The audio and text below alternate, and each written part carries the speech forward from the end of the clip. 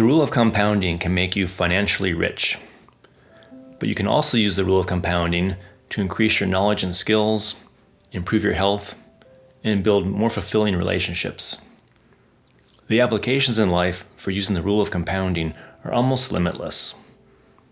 I'm going to show you how to use compounding, and I'll also share 2 tips that are helpful when applying the rule of compounding to any part of your life. Hi, I'm Cameron Schultz, and this episode number 2 is brought to you by Albert Einstein. I'm kidding. But in all seriousness, Albert Einstein, when he was asked, "What is man's greatest invention?" reportedly answered that it was compound interest. He said that compound interest was the 8th wonder of the world. He's referring to the law of compounding gains, which means that small investments made consistently over time build upon themselves and eventually amount to something big. For example, $1,000 earning 10% interest. How much will that be in 5 years? That will be $1,600 in 5 years. Every dollar that you spend today is a dollar that is not working for you in the future.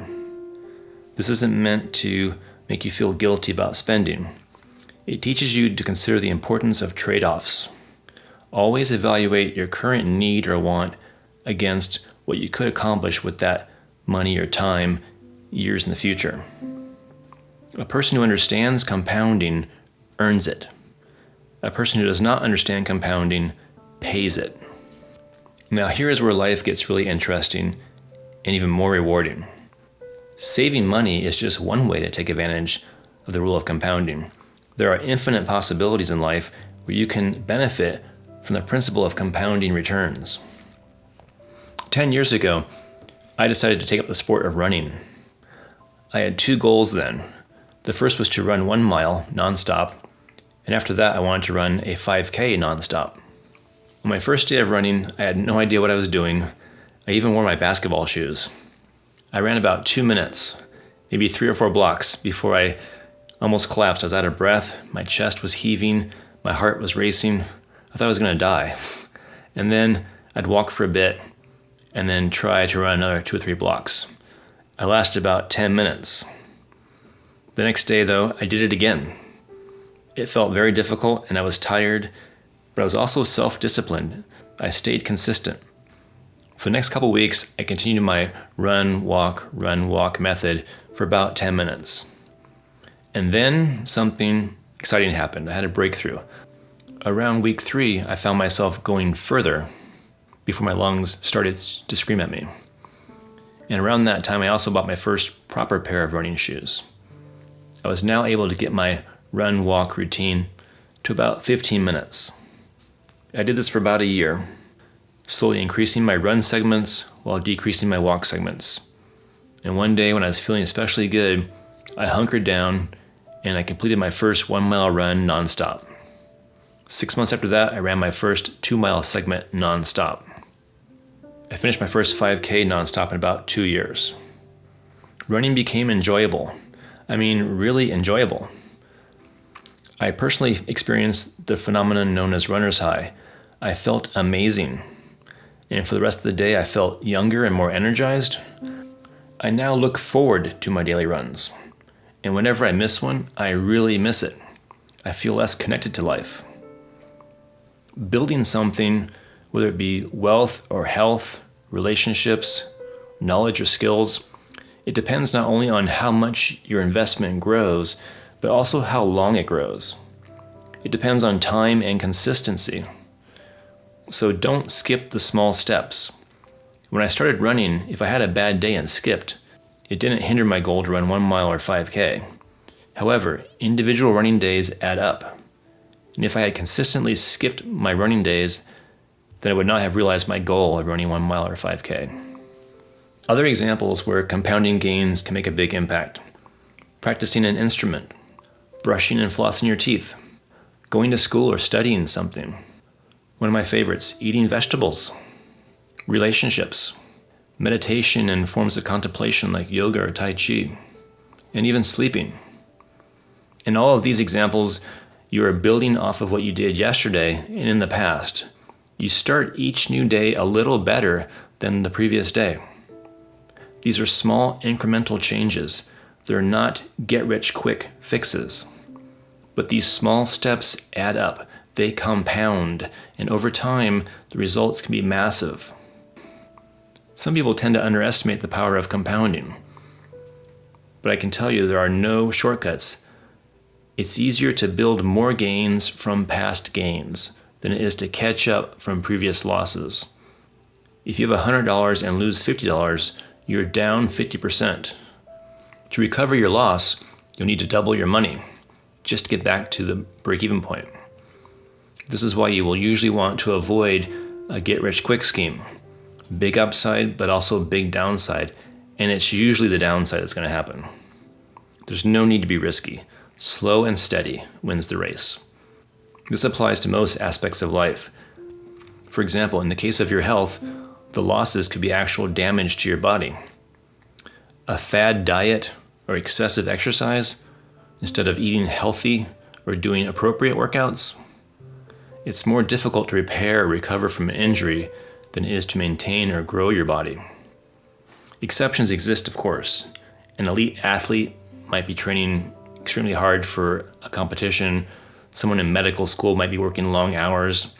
But these are usually one-time only experiences. So in general, no shortcuts.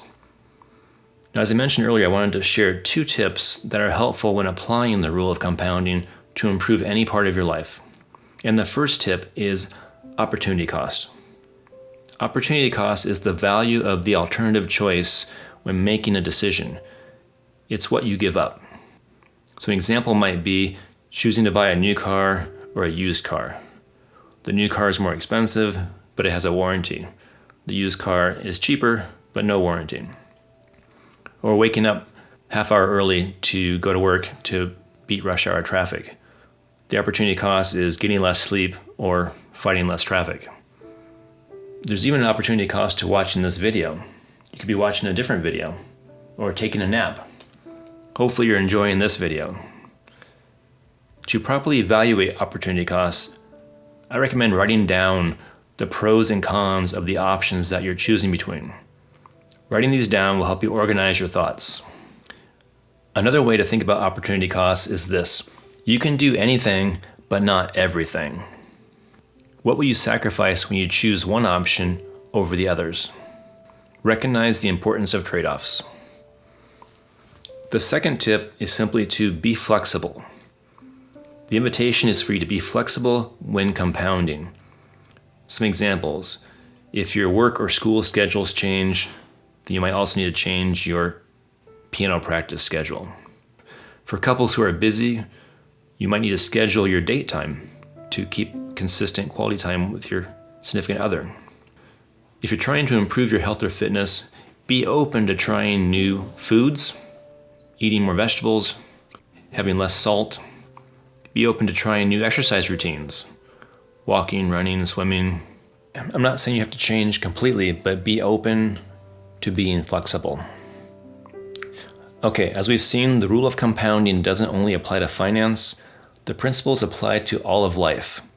To get the most out of the rule of compounding, do not skip the small incremental investments or good habits.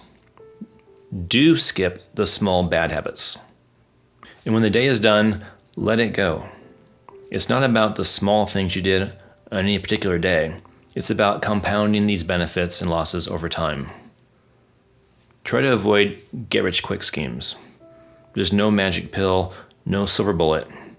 If you take a big swing and you miss, it'll put you in a hole, so to speak, and you'll spend time and effort getting back to baseline. If something sounds too good to be true, it probably is. You can't win all the time, and you can't be great all the time. To attempt that is a recipe for disappointment. Instead, strive to be consistent. Be great at being consistent. That is doable. Being consistent also feels better. It's a strategy that's much more likely to bring you success. Try to think of the present and future as one. Some examples. Picture yourself graduating school, playing a song on the guitar, having a healthy body, or whatever your personal goal is. In your mind, merge the present with the future. And speaking of goals, write them down. Each goal should have a measurable milestone and a completion date. Compounding requires consistency, time, and self-discipline. This can take practice, so be patient with yourself. Embracing the rule of compounding isn't meant to make you a miser or take away your immediate enjoyment of life.